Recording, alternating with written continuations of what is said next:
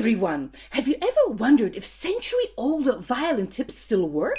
Well, let's find out. I've uncovered a letter from the violin legend Joseph Joachim to his star student Franz von Wetsche, spilling violin tricks of the trade.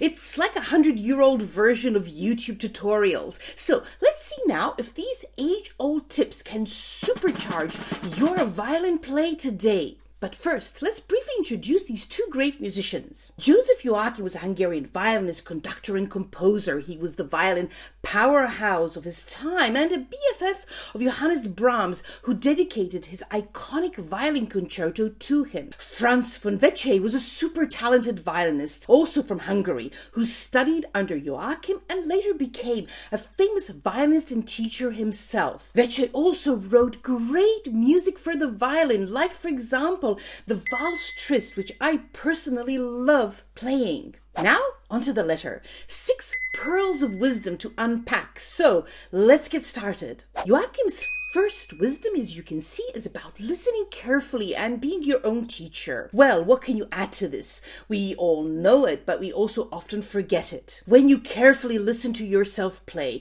you can hear and fix mistakes, play in tune better, and make your music sound better overall. Being your own teacher just nails it, as it's so important in becoming an independent violinist to develop self-awareness and to be your own harshest critic. So the verdict here is clear, it's check. Joachim's second advice is about smooth position changes. Well, this is a great one. It's so true. Smooth and exact position changes make your violin playing sound clean and professional. And it's not just about where you start and end, but how you get there. And that's often where the trouble starts. So here again, check.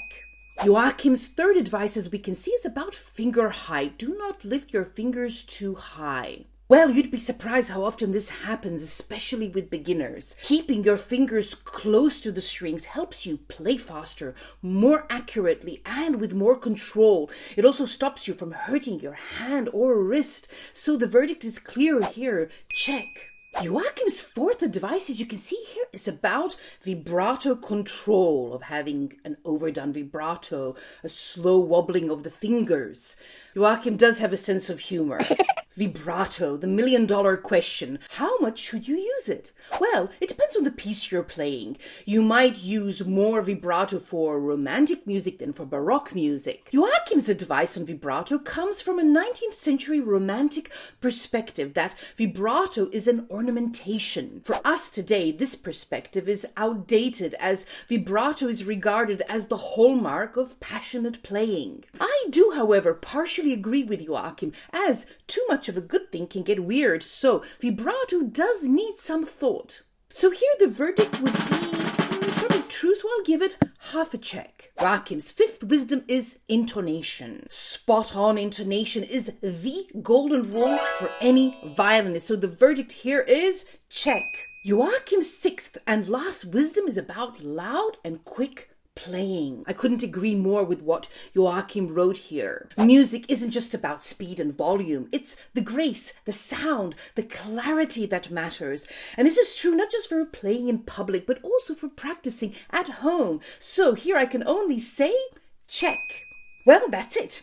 Our final score is 5.5 out of 6. It looks like Joseph Joachim's old advice for violinists is still good today. Do you agree? Would you score it differently? Please put it in the comments below. Thanks for joining me on this trip back in time. If you found this video useful, remember to hit the like button, drop a comment, and subscribe for more.